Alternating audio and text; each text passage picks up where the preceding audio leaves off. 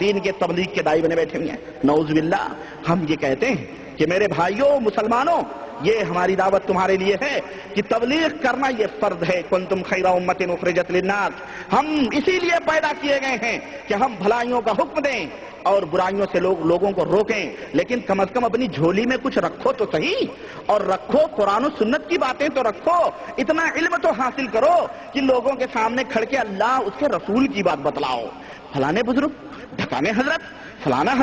فلانا بزرگ کی کرامتیں نہیں، اس امت کو مدنی تاجدار جناب محمد رسول اللہ صلی اللہ علیہ وسلم کے فضائل، ان کے مناقب، ان کے اخلاق اور ان کے ایک ایک اسوے کے علم تعلیم کی ضرورت ہے اس امت کو۔ تمہارے لوگوں کے کرامتوں اور اس امت کو ضرورت نہیں ہے۔ خیر میرے عزیز، میرے دوست، میں انشاءاللہ تبارک تعالی اس نقاب کو پلٹنا چاہتا ہوں، اور اس کے اندر چھپی ہوئی وہ دیوی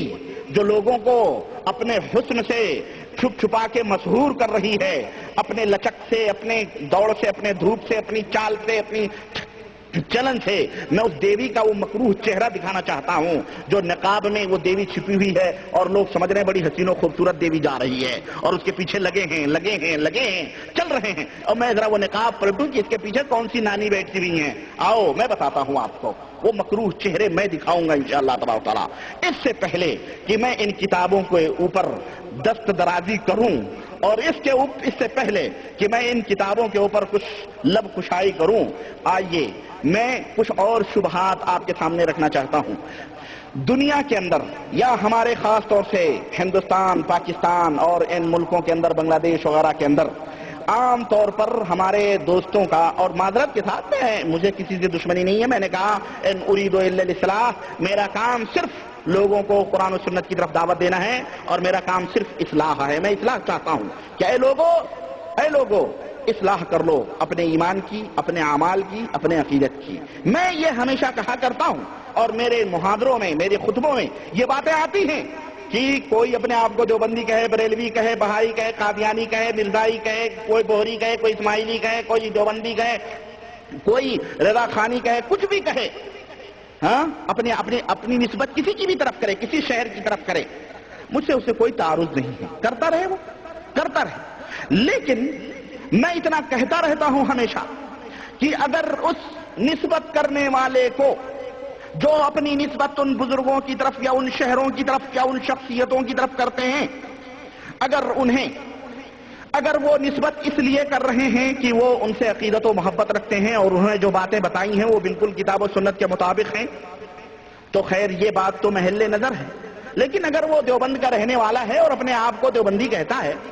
اور ان کے ایمان اور عقیدے سے متاثر نہیں ہے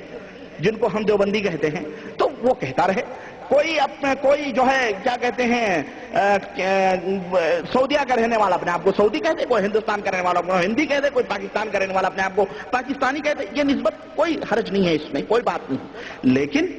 خطرہ وہاں آتا ہے جہاں عقیدت و محبت میں غلو کر کے اور شخصیتوں کے ناموں کے جھنڈے گاڑ کے لوگوں کو ان کی طرف بلایا جاتا ہے کہ دیکھو ہم دیوبندی لوگ ہیں، ہمارا یہ ایمان اور عقیدہ ہے۔ اگر ان بیچارے اولاً اکثر و بیشتر لوگ، تقریباً میں سمجھتا ہوں 90% لوگ ایسے ہیں بیچارے جو اپنے آپ کو دیوبندی کہتے کہتے نہیں تھکتے، جو اپنے آپ کو بریلوی کہتے کہتے نہیں تھکتے، جو اپنے آپ کو تبلیغی کہتے کہتے نہیں تھکتے، لیکن ان بیچاروں کو یہ نہیں معلوم ہے کہ ان کی کتابیں جن کی طرف یہ اپنی طرف نسبت کرتے ہیں، جن کی طرف اپنی نسبتیں کرتے ہیں، ان کے علماء کرام نے اپنی کتابوں میں کیا ایمان اور عقیدے میں گھوٹالے کیے ہیں، اگر انہیں پتہ چل جائے اور انہیں علم ہو جائے کہ ہمارے علماء نے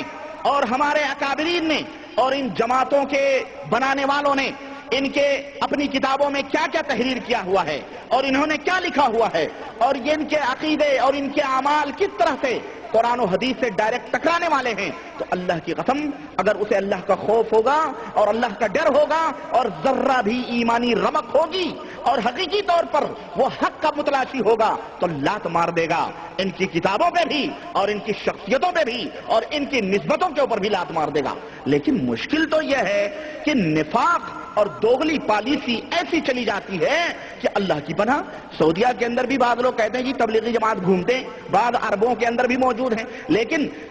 یہ جو تبلیغی جماعت یہاں چلتی ہے نا، یہ جو سعودیوں میں میں آپ کو بتاؤں، یہ علم گلم کتابیں نہیں پڑھتے، یہ ریاض الصالحین، ان کو کیا دیا ہوا ہے ہاتھوں میں؟ ریاض الصالحین دیا ہوا ہے ہاتھوں میں۔ ریاض الصالحین حدیث کی کتاب ہے، اچھی بات ہے، اس میں کوئی بات نہیں ہے بھائی۔ یہ بیچارے اسی لیے سادہ سودہ اپنے آپ کو کہتے ہیں جی ہم تبلیغ میں نکلے ہیں، ان کو پتہ نہیں ہے کہ تبلیغ جماعت کا حقیقی چہرہ کیا ہے، اس کے جو بنانے والے ہیں یہ لوگ کو نہیں پتا ہے، بس یہ جانتے ہیں کہ ہم تبلیغ کر رہے ہیں اور اللہ اور اس کے رسول کی بات پھیلا رہے ہیں، بھائی اتنا ان کو پتا، اس لیے اس سے لگے ہوئے۔ اور ہمارے ہندوستان اور پاکستان اور بنگلہ دیش میں تبلیغی یہ ریاض الصالحین نہیں پڑھائی جاتی، ریاض الصالحین حدیث کی کتاب ہے۔ اب حدیث کا درس یہ نہیں دیتے، یہ کیا، یہ حضرت جی کی فضائل اعمال ہے، یہ فضائل اعمال ہے، اور یہ حضرت جی کی تبلیغی نصاب ہے، یہی سب لوگوں کے ہاتھوں میں دیتے ہیں، اور صبح و شام رات دن اثر کے بعد باقاعدے ممبروں کے اوپر رکھ کے اور باقاعدے اٹھا کے اور اسی کا درس دیا جاتا ہے، اسی کا درس دیا جاتا ہے۔ وہ تبلیغی نصاب جو پیغمبر اسلام جناب محمد الرسول اللہ صلی اللہ علیہ وسلم نے اس امت کے سامنے پیش کیا اور کہا ترکت فیکم امرین لن تضلوا ما تمسکتم بہما، لن تضلوا ما تمسکتم بہما کتاب اللہ و سنتی، اے میری امت کے لوگوں میں تمہارے درمیان دو چیزیں چھوڑ کے جا رہا ہوں، جب تک تم انہیں مضبوطی سے پکڑے رہو گے ہرگز گمراہ نہیں ہو سکتے ہو، وہ دونوں چیزیں قرآن ہے اور حدیث ہے۔ آج میں کتاب پڑھ رہا تھا، ایک سید واڑیات یو پی کے غازی پور کے اندر پیدا ہوا ہے، سید واڑیات نہایت ہی واہیات آدمی ہے، اس نے کتاب لکھی ہے غیر مقلدین کے لیے لمحہ فکریہ۔ تو اس کتاب میں پڑھ رہا تھا، وہ ہمارے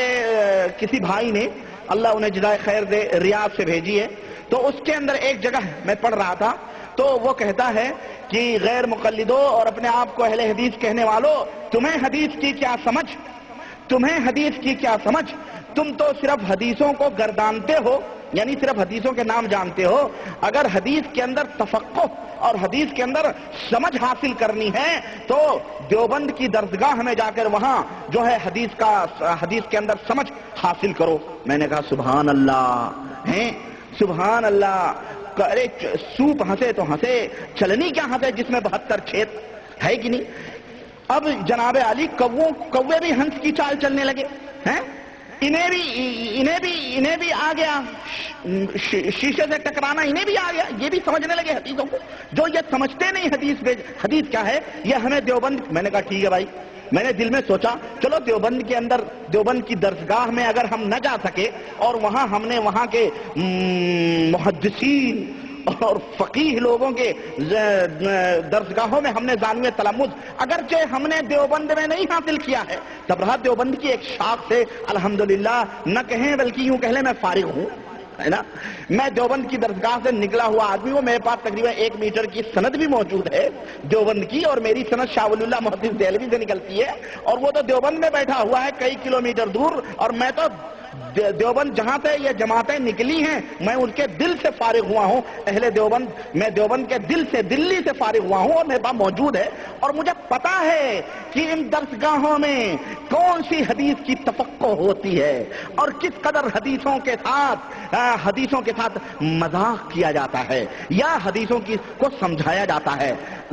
اگر نانی کے سامنے کوئی نواسا ننیحال کا ذکر کرے تو کتنا بڑا احمق وہ کہلایا گیا، کتنا بڑا بیوقوف کہلایا جائے گا، تو وہ نانی کہے گی نہیں کہ بیٹا نانی کے آگے تو ننیحال کا ذکر کر رہا ہے۔ یہ راستے ہمارے دیکھے ہوئے ہیں پیارے، تمہارے ان ملمع ساز لفظوں میں کوئی دھوکہ نہیں کھا سکتا ہے۔ تم کیا جانو حدیث، تم کیا جانو قرآن، تمہیں کیا سمجھ ہے، تم تو بس سیدھے سادے مقلد گلوں میں کتے کی طرح پٹا ڈالے ہوئے بس تم ہلاتے ہوئے چلو پٹ اپنے اماموں کے پیچھے، تمہیں کیا پتا حدیث، تم کیا جانو امام اعظم کی شان۔ اور آؤ میں بتاتا ہوں، بہرحال یہ الگ موضوع ہے، میں اس میں نہیں داخل ہونا چاہتا۔ بہرحال ایک مثال میں نے دیا، ایک مثال آئیے میں دیکھ کر آپ کو سمجھا رہا تھا، آئیے میں آپ کے سامنے ان حدیث کے سمجھنے والوں کی کچھ مثالیں میں ابھی آپ کے سامنے دیتا ہوں کہ دیکھیں حدیث کی کتنی سمجھ ان کو ہے بیچاروں کو۔ اور تم کہہ رہے ہو کہ دیوبند میں، ہم دیوبند کی درسگاہ میں نہیں گئے، لیکن دیوبند کے اندر جو بڑے بڑے علماء ہیں، مولانا اشرف علی تھانوی صاحب جو مر گئے، جو تمہارے سب سے بڑے لیڈر ہیں، مولانا قاسم نانوتوی صاحب جو مر گئے، مولانا رشید احمد گنگوہی صاحب جو